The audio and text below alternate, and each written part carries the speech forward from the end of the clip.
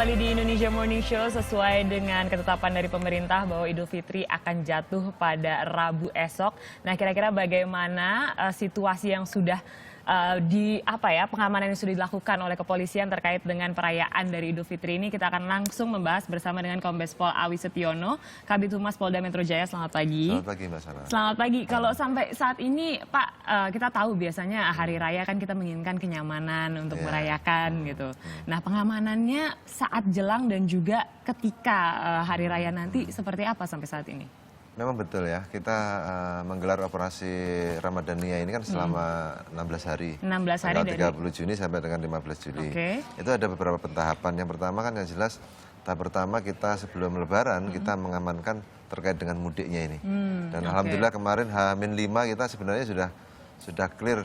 Jakarta ini memang kemacetan di situ, menumpuk waktu menuju ke tol Cikampek ini. Hari Jumat Jakarta kemarin Cikampek. ya berarti betul. ya, Pak, ya?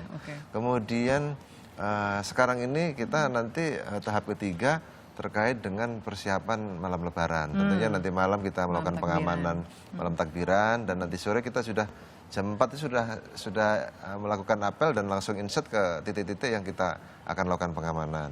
Kemudian besok paginya lagi waktu Lebarannya tentunya kita juga mengamankan kegiatan sholat idnya.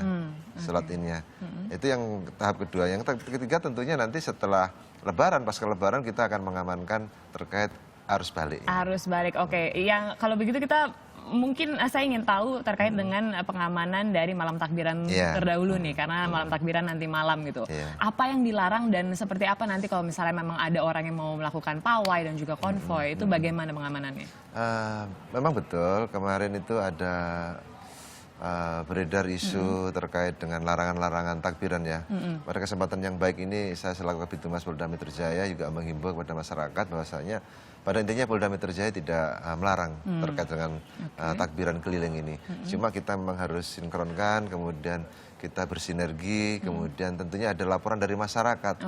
Maksudnya apa? Masyarakat bisa melaporkan ke kami, ke polsek terdekat, ke polres terdekat. Tentunya nanti akan kita kompuler, kemudian kita tertibkan dalam satu tempat, mungkin kita rencanakan rutenya kemana. Kita akan lakukan pengamanan, kita lakukan pengawalan. Kemudian di Jakarta sendiri memang kita juga sudah sampaikan kemarin dengan Kapolres jajaran untuk menghindari untuk jalur protokol. Jalur protokol itu dari Bundaran Senayan sampai dengan Patung Kuda Monas. Itu tidak boleh dilakukan konvoy ataupun pawai ya? Betul, kita upayakan untuk tidak masuk ke sana dan nanti kita akan lakukan penyekatan-penyekatan. Karena memang ini kan jalur tertib lalu lintas. Sekarang selama ini walaupun kita sudah tertibkan masyarakat yang akan pawai ini, tetap aja kadang-kadang masih ada hal-hal yang tidak kita inginkan. Dan terkait dengan pawainya nih Pak, apa yang dibolehkan, apa yang tidak dibolehkan gitu? Karena kan sampai saat ini biasanya masyarakat ada yang masih membawa gendang ataupun membawa semacam petasan atau kembang api. Sebenarnya kalau alat-alat bunyi-bunyian saya pikir tidak ada masalah ya, karena memang itu ada arah seninya ya, ada musik-musikan itu tidak ada masalah. Cuma yang jadi masalah itu jangan sampai bak terbuka ini jadikan angkutan orang, kemudian berlebihan, itu yang tidak boleh kita. Makanya kita sarankan pergunakanlah kendaraan-kendaraan yang punya rumah-rumahan gitu, minibus, bus atau dan sebagainya itu. Jangan lagi truk digunakan untuk angkut orang, itu yang membahaya. Dan masa lalu udah banyak cerita, banyak kejadian yang meninggal gara-gara kecelakaan, kemudian terguling dan sebagainya.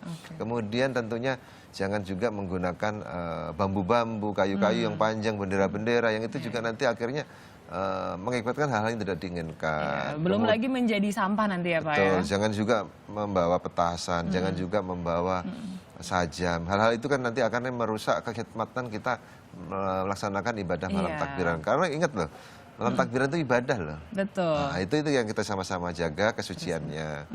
Dan tentunya untuk kendaraan bermotor kita juga mengharapkan gunakanlah helm. Apapun ini tertib berlalu lintas ya intinya ya. Kita juga tidak mau terjadi hal yang tidak diinginkan, kecelakaan dan sebagainya itu. Karena memang kita sama-sama menyambut Hari yang Fitri, jangan sampai nanti Hari yang Fitri kita di rumah sakit. Iya, itu gara-gara dia. Kecelakaan. Pastinya keselamatan jadi yang utama. Tapi adakah larangan dari jamnya Pak kalau nanti pawai malam takbiran? Adakah jam yang sudah ditentukan dan berhentinya di jam berapa gitu? Kalau jam memang kita tidak ada larangan ya. Tapi ya kita menghimbau saja. Karena memang kadang mungkin kita takbiran juga sampai pagi karena paginya lagi juga kita mau sholat gitu. Iya, betul sekali. Kalau di sholat Idnya nanti Pak pengamanannya seperti apa nih kalau misalnya sampai besok? Tentunya masyarakat kan menginginkan bisa sholat dengan damai begitu, tidak ada ancaman apapun gitu. Nantinya seperti apa titik-titiknya? Memang kita juga udah identifikasi ya di titik-titik itu, misalnya ada sekitar 3.300 lebih masjid dan musola yang ada tersebar di Jakarta, kemudian ada yang sudah kita identifikasi ada sekitar 300-an masjid yang diperkirakan dan tempat-tempat yang dipergunakan untuk sholat Id. Tentunya kita akan melakukan pengamanan itu. Kapolres jajaran kemarin hari Senin juga kita sudah dudukkan, Kapolda untuk menyiapkan pengamanan itu sesuai dengan kebutuhan masing-masing. Oke, pengamanannya tapi seperti apa Pak? Karena kalau misalnya kita melihat berita gitu, banyak ancaman mungkin terjadi di luar negeri sana. Dan ini tidak mungkin kita tutup mata di negara kita sendiri kan. Nanti seperti apa Pak? Tetap kita melakukan sterilisasi itu protap, kemudian ya kita selektif ya, selektif dalam artian tidak semua juga kita lakukan penggeledahan, tapi minimal kita antisipasi itu dengan penjagaan-penjagaan yang ada di sekitar, baik tertutup maupun terbuka. Yang terbuka jelas anggota kita yang berseragam melakukan tadi pengawasan-pengawasan, pengecekan-pengecekan waktu masuknya, kemudian tertutupnya tentunya anggota-anggota kita yang berpakaian preman yang bisa membaur dengan jemaah. Oke, apakah nantinya ada metal detektor dan lain-lain Pak kalau misalnya di masjid-masjid sesuai kebutuhan besar? Karena memang barang-barang itu juga tidak semuanya kita punya banyak ya, karena memang sangat terbatas. Oke, hanya di titik-titik yang memang diperlukan begitu. Nah kalau bicara mengenai Hari Raya Idul Fitri, biasanya setelah sholat Id, kemudian banyak juga masyarakat yang berwisata. Nah berwisata ini kan juga biasanya menimbulkan tumpukan di beberapa tempat gitu di objek-objek wisata. Nah, bagaimana dengan objek wisata ini? Apakah nantinya akan diantisipasi gitu beberapa tempat yang mungkin akan jadi sumber kemacetan atau gimana Pak? Kalau memang objek yang diperkirakan ramai dikunjungi saat pasca sholat Id memang ada beberapa yang minus. Misalnya ini yang paling ramai kan selama ini kan Kebun Binatang Ragunan, Pasar Minggu, kemudian Taman Mini, kemudian Taman Impian Jaya Ancol, kemudian Monas, kemudian Kota Tua. Ini juga memang kita sudah antisipasi 5 tempat rekreasi ini yang besar ini. Oke, intinya nanti semuanya pasti pengamanan di objek wisata juga akan dilakukan ya Pak? Insya Allah kita akan all out untuk mengamankan itu. Oke, dan mungkin juga gini nih Pak, kalau misalnya mudik kan tadi Bapak sudah sempat bilang gitu, arus mudik sudah kembali semua pada hari Jumat kemarin gitu. Nah pastinya saat ini banyak rumah-rumah kosong yang ditinggalkan oleh para warganya. Nah adakah imbauan bagi masyarakat yang belum meninggalkan atau mau meninggalkan rumahnya kosong ini? Memang anggota kita sudah perintahkan dari Babin Kamtibmas, Kapolsek jajaran untuk mendatakan itu. Saya minta juga masyarakat juga proaktif mendatakan itu dengan anggota kami di lapangan, kemudian nanti kita duduk bersama dengan RT, kemudian RW, kemudian satuan-satuan pengamanan setempat, sehingga kita bisa mendeteksi mapping ini sudah ada. Sehingga mapping ini yang kita harapkan kita bisa bawa untuk apa? Untuk menentukan rute-rute patroli anggota kita. Kita lakukan pengawasan-pengawasan. Tapi tetap kita tanpa adanya bantuan dari masyarakat seperti pengamanan-pengamanan swakarsa, memang kita juga tidak ada artinya apa-apa. Kita perlu sinergi.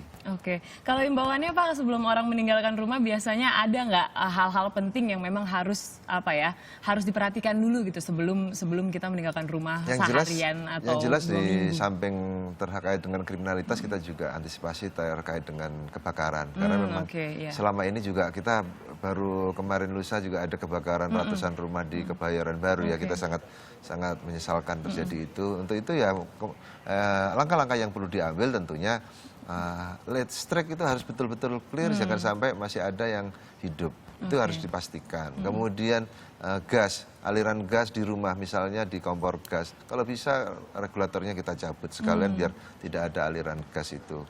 Itu yang harus betul-betul dipastikan ya.